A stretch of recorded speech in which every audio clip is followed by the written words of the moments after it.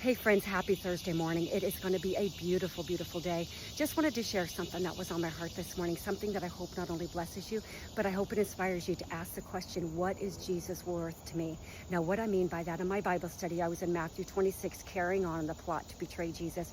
But here we have in verses 14 through 16, where it says, now one of the 12, Judas Iscariot, that he went to the chief priests and he said to them, he said, what are you willing to give me to deliver Jesus to you?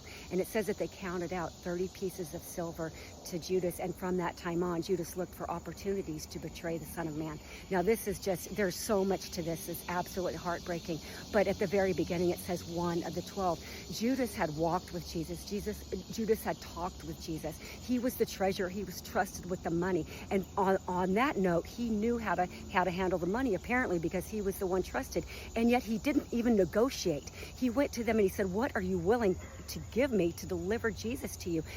On a second note, he was totally arrogant. Like Judas had any control. We had just talked about the other day that they said that they were not going to deliver Jesus on the Passover because the people would be angry. But Jesus had already determined that that was the day that he was going to be delivered over.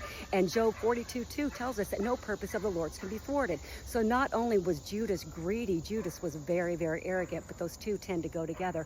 But anyway, that was the price that he put on Jesus. And that was the price that the priests and the scribes put on Jesus, 30 pieces of silver. Now let me remind you, in the book of Exodus, it tells us that 30 pieces of silver, that was the minimum price for a slave that was gored. If a slave was gored by someone's ox, then the owner of that ox had to pay 30 pieces of silver to the owner, and then the ox was put down. He didn't even negotiate even a smidgen of a higher price.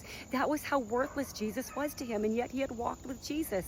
It's mind-blowing, I know, but here we have on the flip side, and we have in the previous verses where Mary, the one who sat at his feet and heard his word, she hadn't even been an eyewitness to the things that Judas was, but she loved him so much, and he was of infinite value, that she was willing to give up her safety net. This fragrant oil was worth more than a year's wages. It was her safety net. It was her emergency fund. But she trusted Jesus, and she loved him so much that she wanted to give the thing that was most precious to her. And that's how we see her value that she placed on Jesus. So let me ask you this today, and I ask myself this a lot.